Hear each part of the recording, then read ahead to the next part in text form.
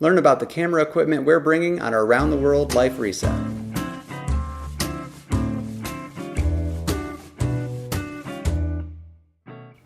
For our primary cameras, we decided to bring Sony RX100 Mark Vs. Each of us are going to bring one of these.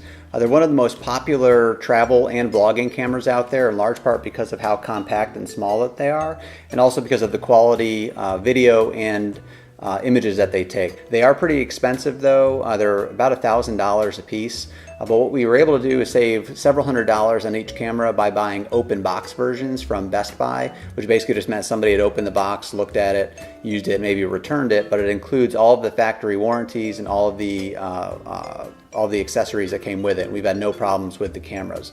Other accessories that we learned and recommend would be a screen protector on the back for the LCD screen. From what we understand, it's pretty has a tendency to get scratched. And also this Sony makes a little grip that's actually hooks on by adhesive onto the front of the camera. The camera's pretty slick, and with it being a $1,000 camera, I certainly don't want to drop it, so having this little grip on here is beneficial. We also picked up some extra batteries because we don't want to run out of power when we're trying to take some great photos and video, and a Sony camera battery charger. You can use the cameras themselves to charge, but if we're out walking around someplace, we can leave this charging a battery in the hotel or hostel or wherever we're staying. The last accessory we got was a Pelican 1010 hard shell case, which fits the camera perfectly. It's crush proof, dust proof, waterproof, and so that way we can just put the camera in here, toss it in our backpack, and not really have to worry about it. In addition to the Sony RX100s, we did want to bring an action cam with us, so if we were snorkeling or whitewater rafting or anything like that, we wanted to be able to use a camera. The GoPro is obviously the brand that people are aware of, but we were most pleased with the Sony. It's the HDR AS300 with the quality of the images. It also has optical image stabilization, so it really does help with stabilizing if you're doing activities like that. The biggest bonus that we found though is that it uses the exact same batteries as the Sony RX100s. So again, we don't have to worry about compatibility issues or anything like that. If we run out of power, we've got the same batteries. In terms of accessories, they do make a little lens cover that was recommended to put on the front, so that way you can try to keep your lens from getting scratched. It does come with an underwater casing. You could also use this when transporting and traveling with the camera, because you could put it in there and it'll protect the camera in its entirety. On the bottom of it, we do have a GoPro attachment. Sony does make their own types of action camera attachments, but most tour companies are going to have GoPro compatible mounts, so we decided to go GoPro with the Sony action camera, and we've been pretty pleased with their functionality so far.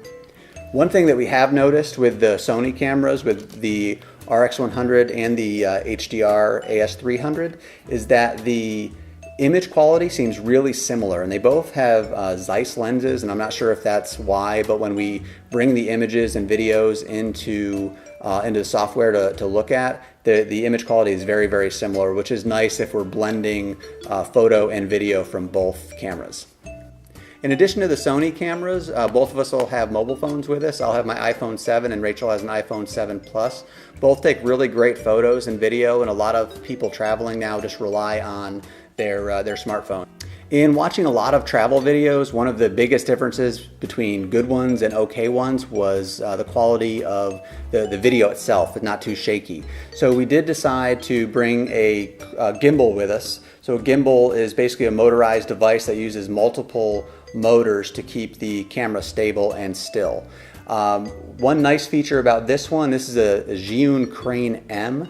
It's actually designed to work with all three types of cameras that we'll have. So in terms of its weight capacity, it'll work with the Sony RX100, it will work with the Sony action camera, and there's also a mount that comes with it that will allow it to work with our smartphones.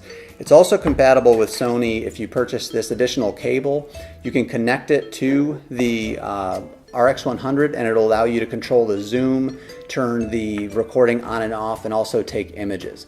The only downside with the Crane-M is the size. It is a fairly sensitive piece of equipment, so it has a carry case that's around the size of a pair of shoes, which is why I will not be bringing additional shoes beyond a pair of flip-flops and what I'm wearing on my feet on the trip, but we do think that the quality of the video will be worth it. The other thing we've noticed with really great videos is that the audio quality is really solid.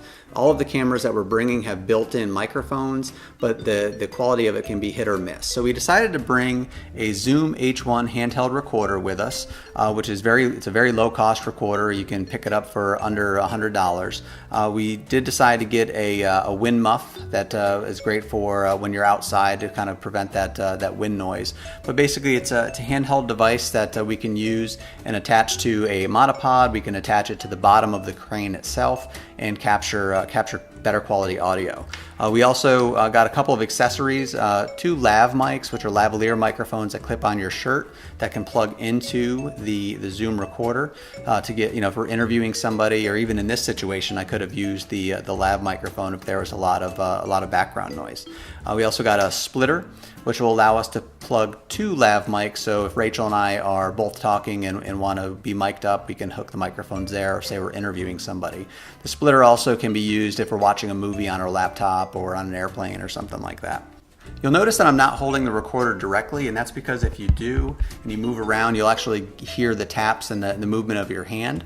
So we got it's called a Rycote portable recorder suspension device, and basically it suspends the recorder on these rubber pieces, so that way you don't get any of that sort of back movement noise. Our last few pieces of equipment are tripods and monopods. We did decide on a Manfrotto Xtreme 2-in-1 monopod and pole. This goes from 18 inches collapsed up to 54 inches. What we liked about it, it's got a movable ball head on the top, but it also has a 1/4 inch thread on both ends. So you can use it as a stabilizing monopod, but you can also use it as a selfie stick. So it gives you a lot of flexibility and options. We also picked up a Manfrotto PIXI, which is a really small tripod. One reason we got this was to use with the handheld recorder, or if we wanted to get some really cool low shots with the cameras. It's also got a ball head on top and got some really solid reviews. We also are bringing a Joby GorillaPod. These are some of the most popular tripods for travelers because they're so light and versatile. You can set it up as a tripod itself. You can also hold it as a selfie stick. Because the arms are movable, you can hook them onto the back of a chair or a tree branch to get different angles and shots. So it'll be interesting to see what we end up using the most with the 2 small tripods. Another small little feature, accessory that we got was it's a barrel nut that's a 1/4-20 thread, which is the standard thread used on camera equipment. And we got this so we could take one of the tripods, put the barrel nut on it, and then take the Manfrotto monopod, and once you take this off the bottom, you can actually screw that onto the tripod itself. So it gives you an extended height tripod. It's not as stable as we'd like, but it'll still, I think it'll give us some flexibility, and was worth the relatively low investment in that little barrel nut. With all the electronics devices come the cables that go with them. So we ended up picking up a Dotz cord ID labeling system, which is basically a plastic piece that snaps on top of the cable itself, and you put a label inside so you know which device your cables go with. Once we're on the road, we will do different posts and videos about the equipment, what we like, what we don't like, if there's anything that we wish we brought with us, or if there's anything that we wish we left behind. Thanks for watching. Please be sure to check out our website for other articles and videos on our Around the World Life Reset.